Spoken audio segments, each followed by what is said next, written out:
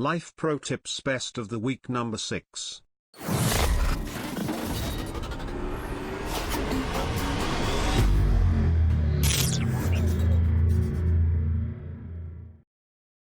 If someone tells you about an event in their life coming up, add it to your calendar, so you can follow up with them after, no matter how big or small it is. Makes you a better friend. If you think someone has forgotten your name, skip the awkwardness and mention it in third person. Last night someone I volunteered with on and off for 2 years, I'm pretty sure forgot my name, so I worked into conversation, said something like, I have a tendency to leave things till the last minute, and my roommate is like Ali Bank. Why are you like this? I could see the relief on the other person's face when I said it. If you want to learn a new language, figure out the 100 most frequently used words and start with them. Those words make up about 50% of everyday speech, and should be a very solid basis. If you accidentally press the spacebar and scroll down the page, you can press Shift plus space and go back to where you were. If you ever want to cancel a subscription and they allow you to select a reason why, always pick the "it's too expensive" or "I can't afford it right now" option. Odds are they will give you a discount incentive to stay, or later on send you an opportunity to try them out again for free. Struggle with actually going to the gym? Instead of taking rest days at home, take your rest day at the gym and just stretch. Even if it's only 10 to 30 minutes, actually going to the gym will keep you in the routine to go every day. Trying to break your smartphone addiction? Turn your phone to grayscale mode. The lack of color will make your phone screen less appealing and notification symbols less urgent. If you have to inform someone their loved one was in an accident but they're okay, the first thing you say is that their loved one is okay. Don't make them wait to hear the condition of the person. If you have a kid in team sports like hockey where they're in full gear, get them distinctly colored gloves. They'll be much easier to spot when they're speeding down the ice and you can't see their number. If you have a dash cam, keep a second memory card in your car. That way, in the event of an accident, you can swap out the card to help protect the footage. Secondly, it allows you to have a backup if your main card fails while you are out and about. If you ever spill laundry detergent, try cleaning it up first with laundry you already need to wash. If you sacrifice, or work hard for someone else's benefit and they realize it on their own, they think, what a wonderful person. If you point it out to them, they think, what a whiny jerk. So keep it to yourself. If you need the appreciation, maybe you're doing it for the wrong reason. Yes, it's okay to enjoy being appreciated. No, you shouldn't let people take advantage of you. Obviously, this tip is not about your job. If you're working hard, you should let your employers know. The point is, in a relationship, constantly pointing out what a martyr you are probably isn't going to earn you respect, just contempt. And it may indicate that you need to change your mindset.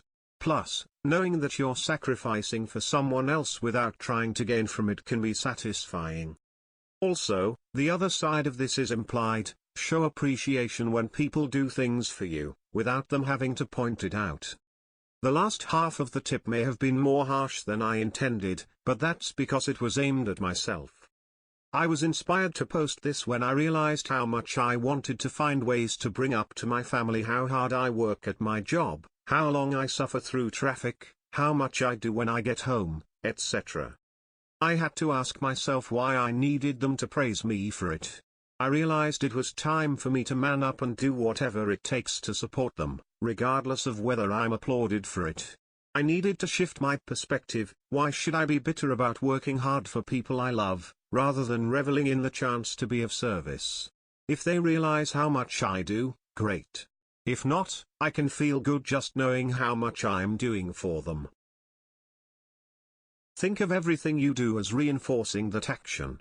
If you procrastinate, you're training your brain to procrastinate.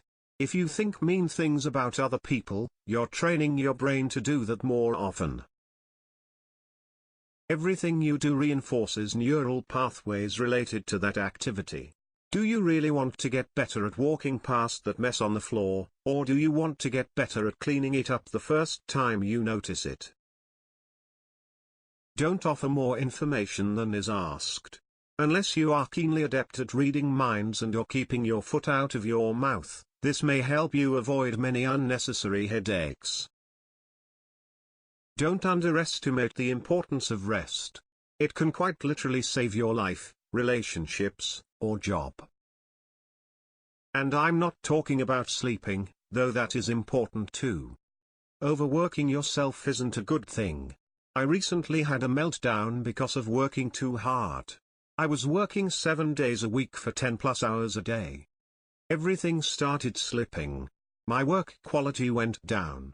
My wife was unresponsive because I couldn't even manage conversation with her. I had a temper and couldn't stop myself from being a complete dick to pretty much everyone else around me. I almost lost a close friend because of a disagreement. All because I wasn't doing enough to make more money. Or so I thought. Take at least a day where you aren't thinking about work. Read that book you've been wanting to read. Go to the park with your kids. Take your wife to a movie. Whatever it is, just make sure you rest and recharge your batteries. Edit a word. And also a bit of clarification, I do not mean that you should just say fuck everything and drop all responsibilities and become a lazy bum. I do mean that you should plan a day or two a week to just be you. Play video games all day and don't feel bad about it. Nap to your heart's content.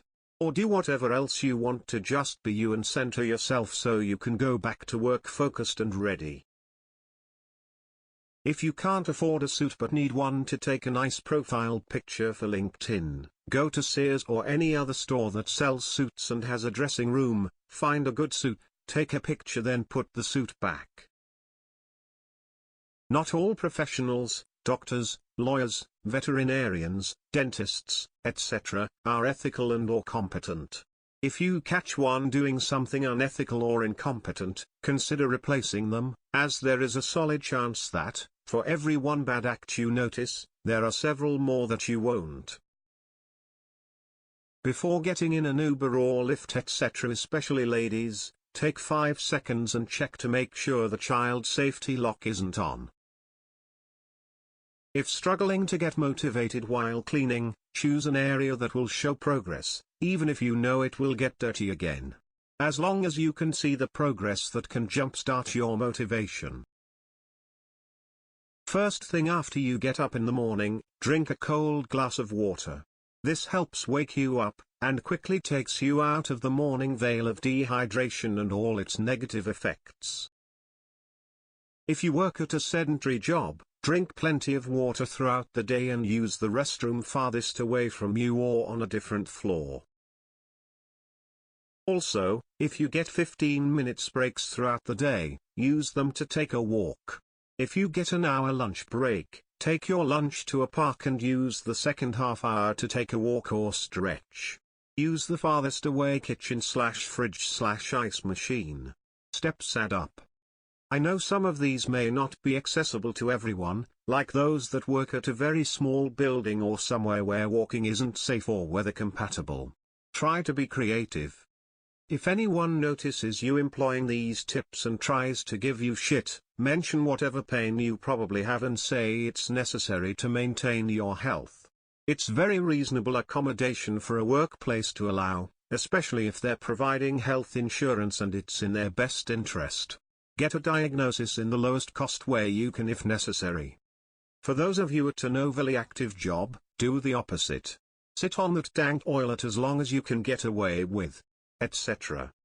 For anyone about to comment on some bull about productivity, keep in mind that worker productivity has increased dramatically over the years. Wages have not kept up respectively even with inflation, let alone with productivity. Time to start taking care of ourselves. Your employer doesn't give a damn. Cheap electric toothbrushes scrub dirty shower grout like a boss. Just remember to keep them separate from your normal toothbrushes, obviously. Edit: I'm not suggesting you clean your entire shower with a toothbrush, just stubborn dirty grout spots. Learn how to manage your money at an early age. You'll thank yourself when you're in your 30s. Many people in their late teens or 20s blow through their money like it's nothing, rack up obscene amounts of debt, have no savings, and definitely have no investments. It's so important to start saving and managing your money at a young age. Not only does it give you a head start on life, you won't be kicking yourself later on in life when you're stuck dealing with the mistakes you made when you were younger. This means keeping debt to a minimal, saving however much you can every month, and then investing however much you can afford. If you don't know how, read some books or watch some YouTube videos. Also, another pro tip within this one, an initial investment of $30,000 could be worth roughly $450,000 in 40 years due to compounding interest. Another great reason to start investing and managing money at an early age. If you're reading this now and aren't managing your money correctly, it's okay, you can start now.